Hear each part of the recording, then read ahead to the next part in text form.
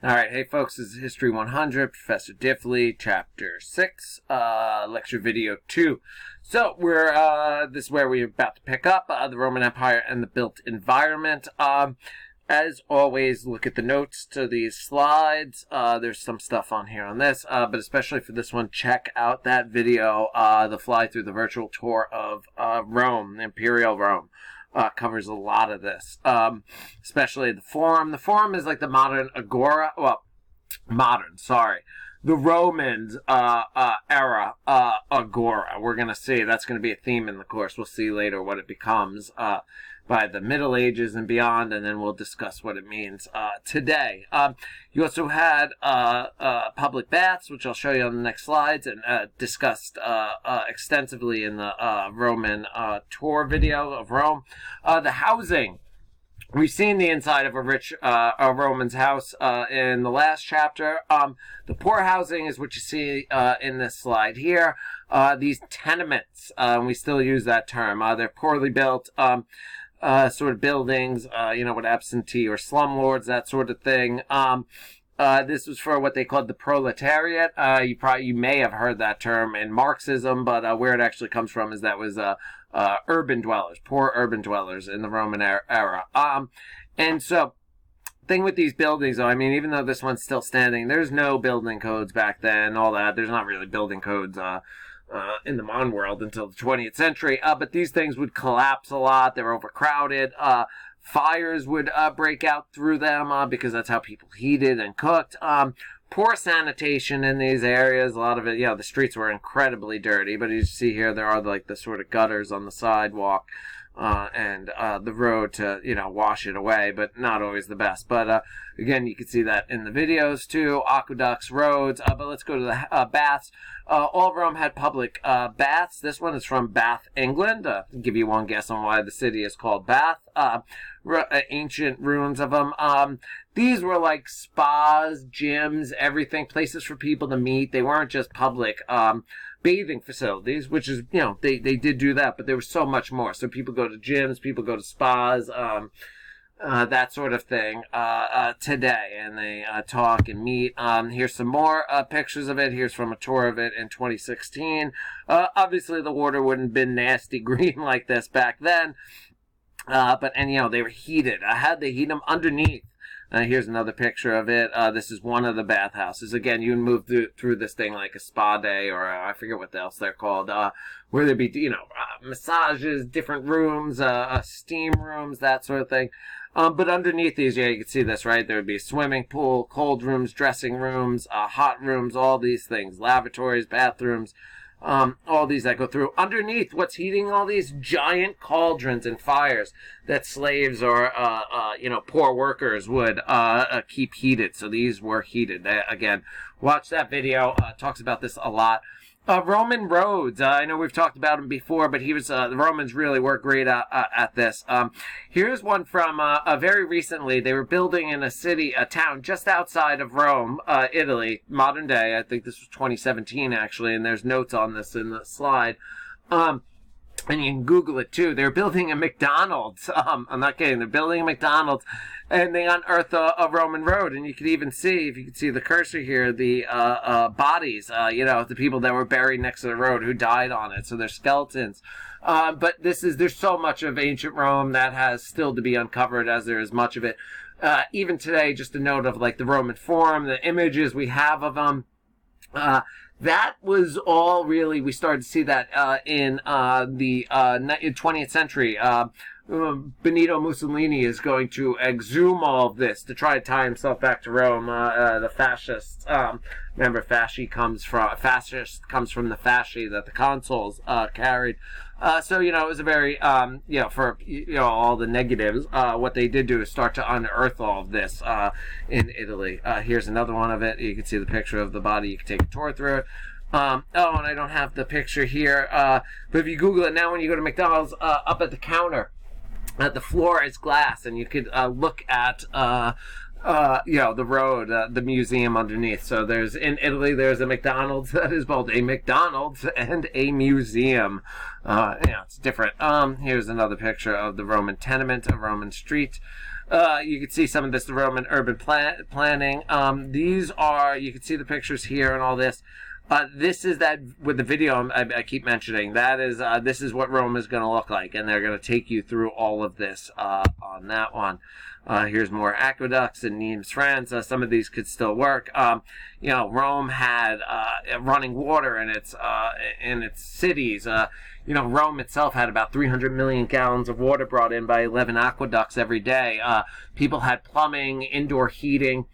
Again, don't think of plumbing systems like today. It's very rudimentary, but they did have, you know, more advanced than, you know, much of the world will have for a while there.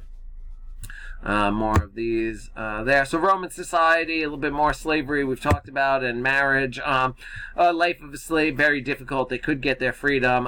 There's videos on Blackboard about slavery in Rome.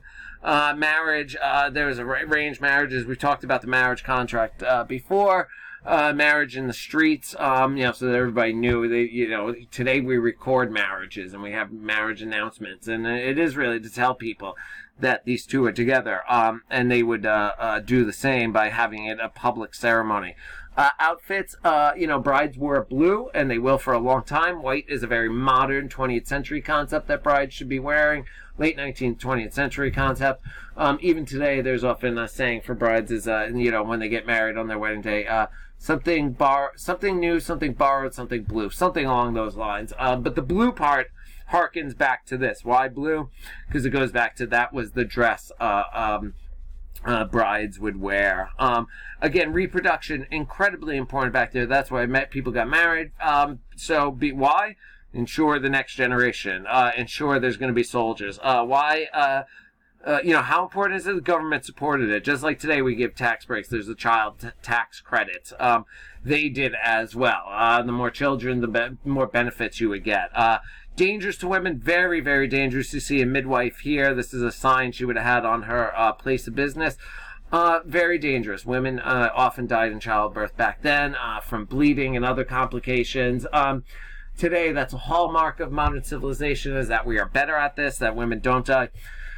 Oddly and sadly, America, of all the industrialized nations, actually has one of the highest maternal mortality rates. And surprisingly, unsurprisingly, but of course very negatively, it is often African-American women and others who seem to fall to this most. And that speaks to, I mean, that's for a different class, but it speaks to the level of care affordable by some people and afforded to some people, and the same thing goes back then, right? But it really could, anyone could die in childbirth back then. It still is a very dangerous thing, but you know, incredibly important for ensuring that our state survived. Imperial entertainment and culture. One, Roman visual arts. Rome became very good at painting and mosaics. Mosaics are pictures put together by small little pieces. You see them today. We saw a mosaic of Alexander the Great in a previous chapter, and you know, this is how, and you've seen them in other videos. This is you know, how people decorated their homes for the rich and all that. But you can see some of that. There's more in the book. Here's a floor mosaic here. You know, here's another one of chariot racers. People would have, just like we have sort of athletes pictures, they would too. Chariot racing, gladiators. Here's the gladiator part. You know, this is obvious right here who what the most important sports are. And you know, these are major events, blood events. One interesting, they were not to the death. Most often. Sometimes they could be, you know, and later in the empire they would. But, you know, think about this. These were, you know, gladiators were mostly slaves, but free people did this too. Why? Especially from the lower classes, because you can make a lot of money on it. Being a professional athlete is essentially what it is. But yeah, if you have your slaves, you know, these gladiators, they put massive training into it. There's lots of videos and websites for this week, and make sure you watch and read those, because that is also what the discussion topic is over this for this week. But yeah, people did volunteer for this. But yeah, it was never to death. All the money and training went in there. They essentially had insurance policies on this to say, I'm holding the gladiator combat, the gladiator event. If one of your gladiators is killed, I would have to, I indemnify you. I pay you back for your losses. And that's, all the training you went in, how much money they could have made in the future, that sort of thing. But make sure you take a look at that. Yeah, and gladiator contest, just a little bit more on this, but make sure you look at the videos and websites. They had rules, they had referees. They had the best way to fight, though, is the way they did it. It was not even fights, is what they would evenly matched competitors. One would be, say, fully armored, and then you'd have a guy with less armor who was quicker and smaller weapons. So it would be the strong versus the small. It makes it more interesting. I mean, if you're a boxing fan, if anybody still is, heavyweight boxing matches aren't always the best. Yeah, I mean, there's some big, powerful knockouts, but they're slow and that. And so, the smaller guys often are quicker and it's more exciting. And they would mix it up. But again, even different types of weapons they would have. Make sure, again, you look at the websites there.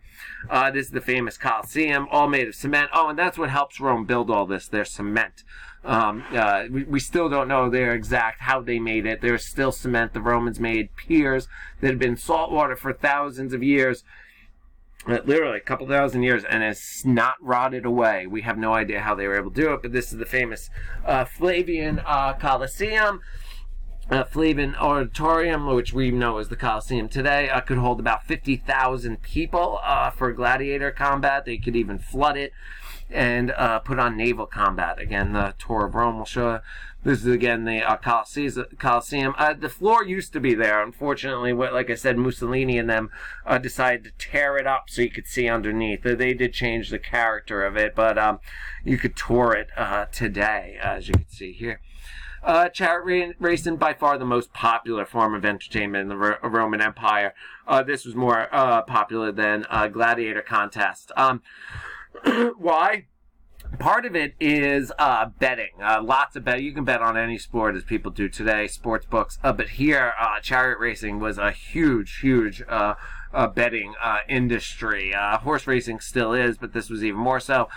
You also had racing teams. So where you had gladiators, you had individuals. Here you had teams, literally different colors: the blues, the reds, the greens, the yellows. These different colored teams that you would root for, and they usually represented different neighborhoods, different regions, just like we do today. If you think about European soccer, football, it's incredibly passionate. People follow the team around their area, even more so than we do here with our sports. But Manchester is, and Manchester United, there's different Manchester City, Manchester United, different parts of the city they represent, and usually different social economic groups. They had riots and brawls, so you've probably heard of football, soccer hooliganism. They've been doing that forever, thousands of years. This would go into there. They would even throw curse tablets at each other, try to put spells on the others. These curse tablets, they would be, clay with nails sticking in them, and people would get up on the rails and fire them at the competitors. Oddly enough, people still sometimes do that today. Philadelphia fans are notorious for this, so are the Oakland fans for the Oakland Raiders. But throwing D batteries at athletes, putting stuff in snowballs and throwing them at them. Why do people get so caught up in this? Well, that's part of the discussion that you have to respond to. But again, make sure you look at all the required sites for this. Notable Roman emperors. Actually, we will start there in video 3, lecture video 3, which will begin in a moment. Thanks, folks.